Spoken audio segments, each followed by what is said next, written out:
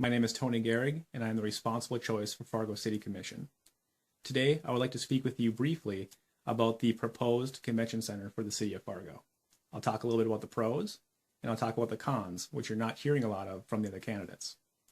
The people who are for the convention center will say that we are currently missing out on the bigger, better conventions in the city of Fargo because we do not have a good facility for them. They say we're missing out on tax revenue, and they say we're missing out on being the bigger city with a nice convention center. They also say that this might be a net gain for the city of Fargo, meaning that despite the building itself never pulling in profit, never operating within the black the way that the Fargo Dome does, the added tax revenues from these conventions might make it a net gain or a net neutral. The cons of this building, which again, you're not hearing a lot about, this is a proposed $60 million project. We do not currently have $60 million to pay for it. So what do you do when you don't have the money? You have to raise taxes. Interim Mayor Tim Mahoney has not been shy about saying that we will need to raise taxes in order to pay for this convention center. What kind of taxes is the question? Proposed is liquor, hotel tax, increase in, say, rental cars, and the like. So again, a very expensive publicly owned building, $60 million, and we don't currently have that money, so we'll have to raise taxes in order to have this nice new convention center. Also, like I said before, a con is that this building is not expected to make money. Most, if not all, the publicly owned businesses in the city of Fargo are expected to operate either neutral or in the black. This building is not expected to, and it may never be expected to.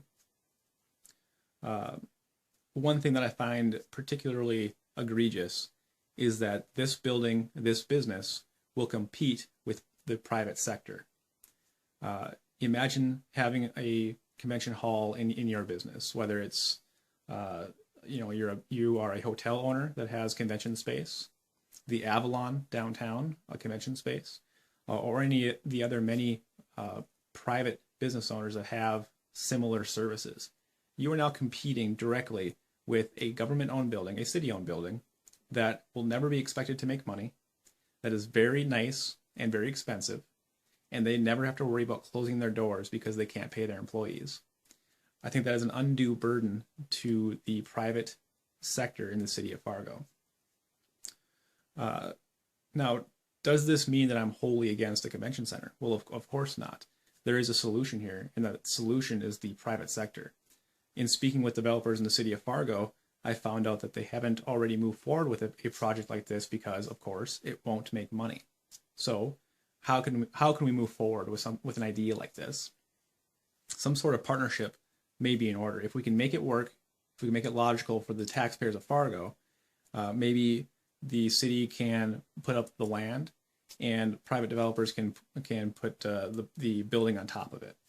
That might be a gain for the city through tax revenue, and also for the private sector, which means jobs and again more taxes.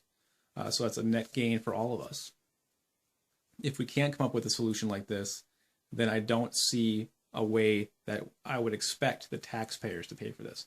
Imagine the publicly owned gym in the city of Fargo, Courts Plus. They're currently operating $3.2 million in debt, and every year that they open their doors, they lose about $200,000. Try being a small gym owner in the city of Fargo. There are many of them. They have to compete directly with, again, a very beautiful, very large, publicly owned business. And again, it's an undue burden for those people to have to, to open their doors. They have to make a profit. They have to pay their employees. They have to make payroll.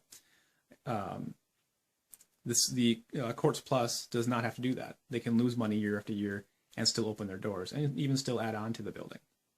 So again, I'm not for the private sector competing with the public sector. And at this point, in the way that the convention center has been proposed, I am not for it. I'd love to hear your thoughts.